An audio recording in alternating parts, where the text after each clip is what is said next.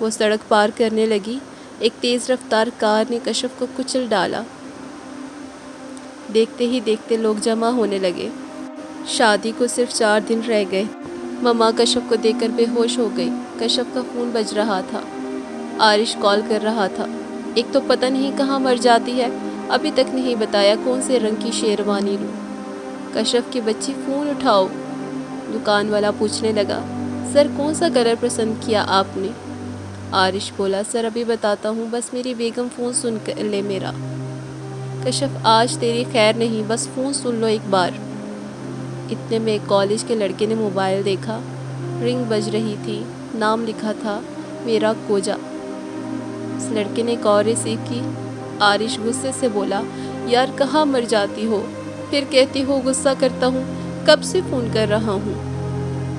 وہ لڑکا بولا سر میں احسن بات کر رہا ہوں، جس کا یہ موبائل ہے نا، اس کا ایکسیڈنٹ ہوا ہے، شاید وہ مر گئی ہے۔ عارش نے نمبر دیکھا کہیں غلط نمبر ڈائل تو نہیں ہو گیا، پھر فون کیا۔ وہی لڑکا بولا سر آپ ان کے جو بھی لگتے ہیں اس روڈ پہ آ جائیں، ہم نے ایمبولینس کو کال کر دی ہے۔ عارش کی آنکھ نم ہو گئی، ہاتھ سے شیروانی گر گئی، پاس رکھی کرسی پہ بیٹھ گیا، سر چکرانے لگا۔ پھر جلدی سے گاڑی سٹارٹ کی، اس روڈ کی جانب جانے لگا۔ اے میرے اللہ کشف ٹھیک ہو، اللہ میری کشف کی مدد۔ وہاں پہنچا، ایمبولینس ہسپتال لے جا۔ ہسپتال پہنچا، عارش نے امی ابو کو فون کیا، روتے ہوئے بولا کشف امی کشف۔ امی نے پوچھا کیا ہوا کشف کو؟ امی اس کا ایکسیڈنٹ ہوا ہے، بہت سیریس ہے۔ کشف آپریشن تھیٹر میں تھی، سب آ گئے، پل بھر میں کیا سے کیا ہو گیا۔ ڈاکٹر نے جان تو بچا لی، لیکن دونوں ٹانگوں سے معذور ہو گئی تھی، عمر بھر کے لیے۔ کشف نے آنکھ کھولی، آہستہ سے آواز دی عارش۔ نرس نے سر پہ ہاتھ رکھا، شکر اللہ کا آپ کو ہوش آ گیا۔ سب کو بلوایا، سب دعائیں مانگنے لگے۔ کشف عارش کی طرف دیکھ رہی تھی۔ عارش کو آہستہ سے آواز دی۔ عارش آگے بڑھا، ہاتھ بڑھایا۔ عارش کیا ہوا، میرا ہاتھ کیوں نہیں تھام رہے؟ عارش نے ہاتھ مضبوطی سے پکڑا، رونے لگا، میری جان جلد ٹھیک ہو جاؤ گی۔ کشف رونے لگی، عارش خوش رہنا میری جان۔ عارش نے کشف کا ہاتھ سینے پہ رکھا، دیکھو کشف دل سے تمہارے لیے دعائیں کر رہا ہے، بس کچھ دن کی بات ہے، پھر بالکل ٹھیک ہو جاؤ گی۔ کشف اب جل نہیں سکتی تھی، وہ زندگی بھر کے لیے معذور ہو گئی تھی۔ کشف کو معذوری کا درد کہاں تھا، وہ اب بوجھ نہیں بننا چاہتی تھی عارش پہ۔ سب پریشان تھے، اب کوئی علاج ممکن نہ تھا جس سے کشف چل سکتی۔ اب شادی تو ناممکن کہانی تھی۔ عارش کشف کے پاس بیٹھا تھا۔ کشف بس آپ کے زخم ٹھیک ہو جائیں، پھر ہم نکاح کر لیں گے۔ کشف دھیمے سے لہجے میں بولی، عارش نہیں نا، اب نہیں پاگل، اب ہمارے راستے جدا ہو گئے، اب میں تمہارا مقدر نہیں، اب کوئی اچھی سی پیاری سی لڑکی ڈھونڈو اپنے لیے۔ عارش چلا کر بولا، کشف یہ کبھی سوچنا بھی مت، عارش صرف اور صرف کشف کا ہے، کشف کے بنا عارش کبھی بھی نہیں ہے۔ کشف سمجھانے لگی، عارش یہ پاگل پن مت کرو، اب حالات بدل چکے ہیں، اب ہمارا ساتھ رہنا ممکن نہیں ہے، اب میں صرف ایک بوجھ ہوں۔ کشف کا ہاتھ تھاما، کشف ہم میں کب کوئی اقرار ہوا تھا، برے حالات میں ایک دوسرے کو چھوڑ جائیں گے، کشف میں آپ کے بنا ایک سانس بھی نہیں لے سکتا۔ کشف نے عارش کا ہاتھ اپنے سر پہ رکھا، میری قسم ہے عارش مجھے چھوڑ دو، بس چلے جاؤ یہاں سے۔ کشف چلانے لگی۔ عارش سمجھانا چاہتا تھا، لیکن کشف اب عارش پہ بوجھ نہیں بننا چاہتی تھی۔ عارش چلا گیا۔ کشف کی رضامندی سے رشتہ تلاش کرنے لگے، پھر ایک لڑکی پسند آ گئی۔ عارش کو سب نے بہت مجبور کیا، عارش نہ چاہتے ہوئے دوسرے رشتے کے لیے مان گیا۔ جب کشف کو پتہ چلا عارش کی منگنی ہو گئی ہے، سارا دن بند کمرے میں بیٹھی، دروازہ بند، لائٹ بند، اندھیرے میں بیٹھی رہی۔ مجھے زندگی دھوکہ دے رہی ہے، اب موت کو آزماؤں گی، اگر وہ بھی بے وفا نکلی پھر پتہ نہیں کہاں جاؤں گی۔ دروازے پہ دستک ہوئی، چھوٹی بہن تھی، آپ ہی دروازہ کھولو نا۔ ویل چیئر پہ بیٹھی کشف نے دروازہ کھولا، سرخ آنکھیں، آپ ہی یہ کیا حالت بنا لی آپ نے؟ आंसुओं का समंदर रोकते हुए कश्यप मुस्कुराई।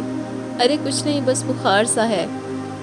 अभी मैं जानती हूँ आप किस दर्द से गुजर रही हैं। आरिश भाई को नहीं छोड़ना चाहिए था, वो आपसे बहुत प्यार करते थे। कश्यप मुस्कुराई, आंसू भी बह रहे थे। छोटी में अब एक बोझ जिसे कोई भी अब अपनाना नहीं सकता। अभी 2 दिन बाद आरिश भाई की शादी है। कश्यप बोली, छोटी मुझे एक बार आरिश के घर ले जा। छोटी ले गई। फर्स्ट फ्लोर पे वही कमरा जिसके ख्वाब देखे थे। व्हील चेयर खिड़की के सामने की, बाहर का नज़ारा देखा, फिर सारे कमरे में नज़र घुमाई। सामने आरिश खड़ा था। अरे पागल, परेशान ना हो, बस आखिरी बार देखने आई थी। जब तुम्हारी मिसेज आ जाएगी फिर वो मुझे थोड़ी ना आने देगी यहाँ। खुश रहना कोजे। पर हाँ, प्यारे लग रहे हो वैसे। मुझे भी बारात पे साथ लेकर जाना। मैं ज़्यादा बिरयानी नहीं खाऊंगी। आरिश कुछ कहने लगा। कश्यप ने हाथ जोड़ लिए। बस आरिश। बारात रवाना हुई। कश्यप घर में बैठी हुई जैसे जिस्म से जान निकल गई हो। आरिश की तस्वीर को सीने से लगाकर चीख चीख कर रो रही थी। पागल खोजा सा, मेरा बंदर। नहीं, अब मेरा नहीं, किसी और का बंदर। खोजा सब कुछ। निकाह का वक्त हुआ। मौलवी ने पूछा, कबूल है? जैसे जिस्म से जान निकल गई हो। अम्मी मुझसे नहीं होगा। अम्मी मुझे जहर पिला दे लेकिन कश्यप से जुदा ना करे। सब हैरान थे, क्या कह रहे हो? आरिश ने सबके सामने हाथ जोड़ लिए। मुझे अल्लाह के वास्ते माफ़ कर दे, मैं सिर्फ कश्यप का हूँ। चीख चीख कर रोने लगा। कार में बैठा कश्यप के घर आ गया। कश्यप आरिश की तस्वीर सीने से लगाए सो रही थी। आरिश ने माथे पे बोसा किया। कश्यप ने आंख खोली। सुर्ख आंखें, पलकों को चूमा, कश्यप को बाहों में उठाया। कश्यप मेरी जान, हमने तो हम सफ़र बनकर काबा का तवाफ़ करना है। क्या हमारी मोहब्बत इतनी कमज़ोर थी कि एक पे मुश्किल आते ही रास्ते जुदा हो गए? नहीं मेरी जान, मोहब्बत में दुख सुख सब कुछ साझा होता है। तुम चल नहीं सकती तो क्या हुआ, मैं तुम्हारे कदम बन जाऊंगा। मोहब्बत में मजबूरियां नहीं होती। जिस मोहब्बत में मजबूरी का नाम देकर छोड़ दिया जाए वो मोहब्बत ही नहीं होती।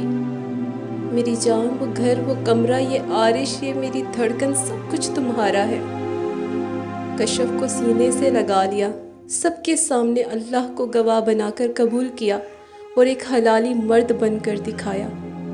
मोहब्बत को निभाह कर मर्द होने का भरम रख लिया, वरना हर दूसरे कदम पे रंग बदलते चेहरे हैं, तलाक़ें देती हुई ज़बानें हैं। मजबूर औरत की मजबूरी का फ़ायदा उठाकर जिस्म को ख़रीदते हुए दलाल हैं। औरत की वफ़ा को, औरत की कुर्बानी को सिर्फ़ एक फ़रिश्ता सिफ्त मर्द ही समझ सकता है।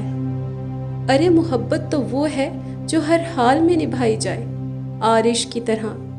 ना कि खाने में नमक ज़्यादा होने पे बीवी को गालियाँ देना, मारना शुरू कर दें। खुदारा आरिश बनकर वफ़ा निभाएं, ज़िंदगी को मोहब्बत में बदल दें। ये एक सच्ची कहानी है। आप सोच रहे होंगे आरिश जैसे मर्द इस ज़माने में कहाँ मिलते हैं। यकीन करें, आरिश आज भी इस ज़माने में है।